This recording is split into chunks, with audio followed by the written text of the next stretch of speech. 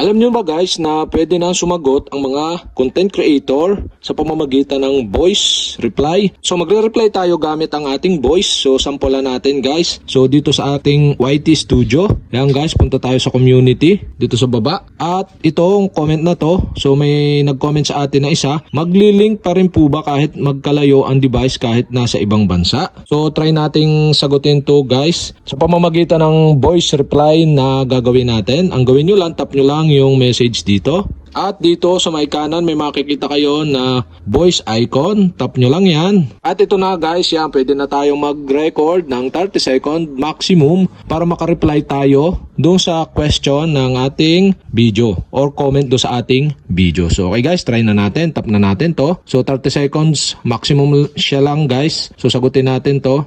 Sorry, hindi ako sure dahil hindi ko pa na-try na sa ibang bansa at dito sa aking bansa or magkalayo na gamitin yung dalawang WhatsApp account. So baka naman pwede sa mga kahit hindi ganun kalayo pero iisang bansa. At ayun na nga guys, natapos na yung ating record yan at ganito ang lalabas. So 30 seconds lang siya guys. So dito after nyo ma-record, pwede nyo i-play. Tap nyo yung gitnang button, yan, yung play icon. Sorry, hindi ako sure. Yan guys, kinig naman ninyo. Hindi ko pa na-try na sa ibang bansa at dito sa aking bansa or magkalayo. At after nyong ma-play at tama yung sinabi nyo doon sa voice reply or voice comment na gagawin nyo, tap nyo na itong send icon button dito sa may kanan. Yan, para mag-reply doon sa message or comment ng inyong video. Yan guys, voice replying uploading. So nag-upload lang siya, madali lang naman yan guys dahil 30 seconds lang. So wait lang natin a couple of seconds. At ito na nga guys yan, makikita na ninyo dito yung ating reply na voice comment. So pwede nyo i-play, tap nyo yung play button. Yan, makikinig nyo.